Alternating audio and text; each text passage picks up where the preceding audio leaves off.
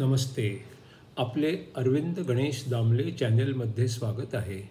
मी अरविंद दामले आपल्यासमोर प्रस्तुत करीत आहे माझ्याच काही कविता. हा आहे ह्या कवितांच्या सत्राचा 538वा भाग.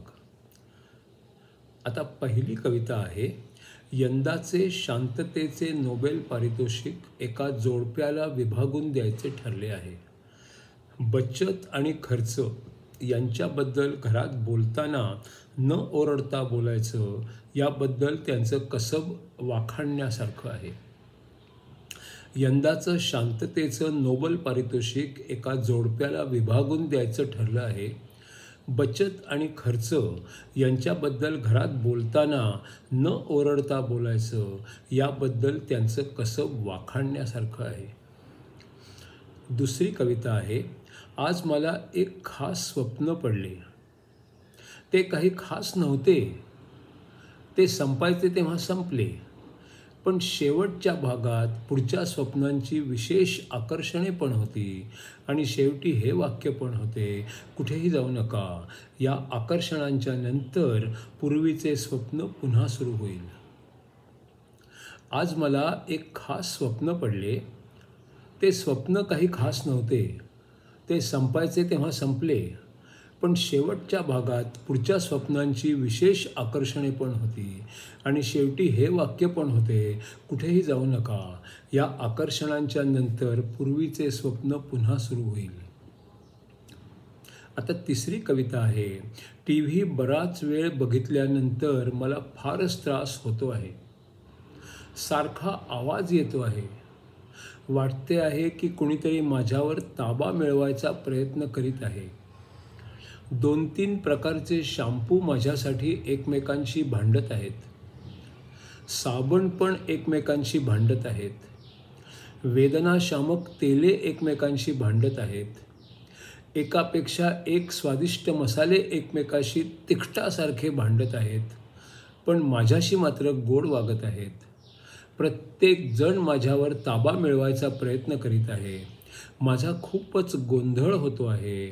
मी डॉक्टरांच्याकडे गेलो तर ते एकच म्हणाले, यावर उपाय खरं म्हणजे फक्त खूपच सोपा आहे. तुम्हाला फक्त TVचे बटन बंद करायचे आहे. TV बराच वेळ बघितल्यानंतर मला फारच त्रास होतो आहे. सारखा आवाज येतो आहे. वाटते आहे की कुणीतरी माझ्यावर ताबा मिळवायचा प्रयत्न करीत आहे. 2-3 शॅम्पू माझ्यासाठी एकमेकांशी भांडत आहेत. साबण पण एकमेकांशी भांडत आहेत. वेदनाशामक तेले एकमेकांशी भांडत आहेत. एकापेक्षा एक स्वादिष्ट मसाले एकमेकांशी तिखटासारखे भांडत आहेत.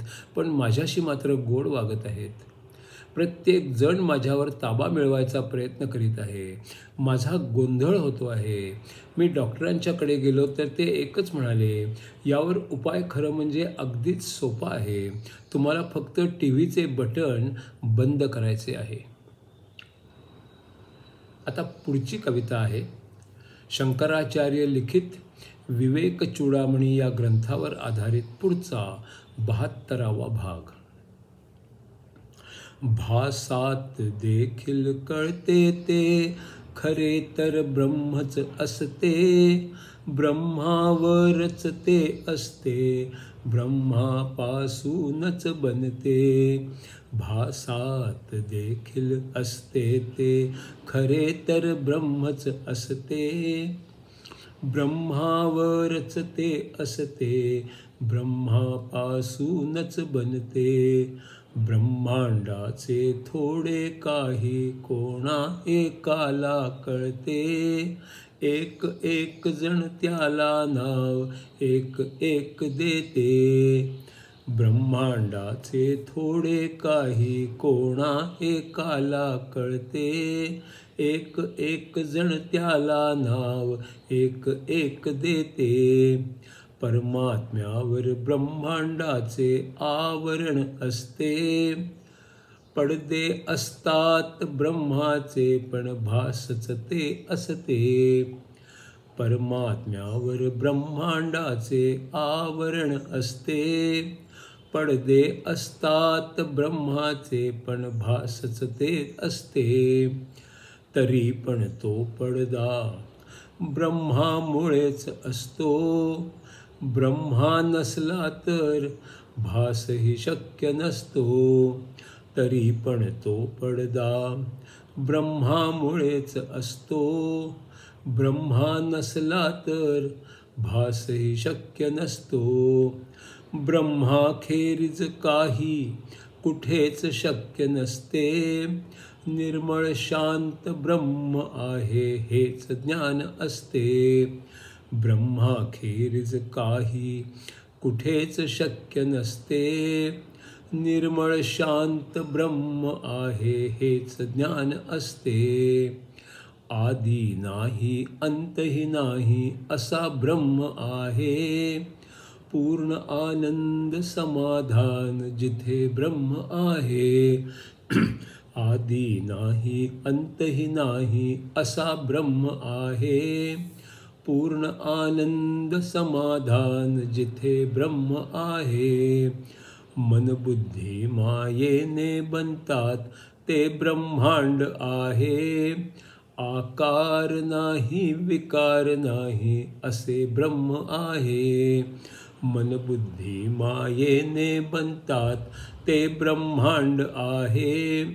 आकार नाही विकार नाही असे ब्रह्म आहे. सुख नाही दुःख नाही माप नाही नाव नाही. स्वयंप्रकाशित आहे जो तो ब्रह्म आहे. सुख नाही दुःख नाही पाप नाही नाव नाही. स्वयंप्रकाशित आहे जो तो ब्रह्म आहे.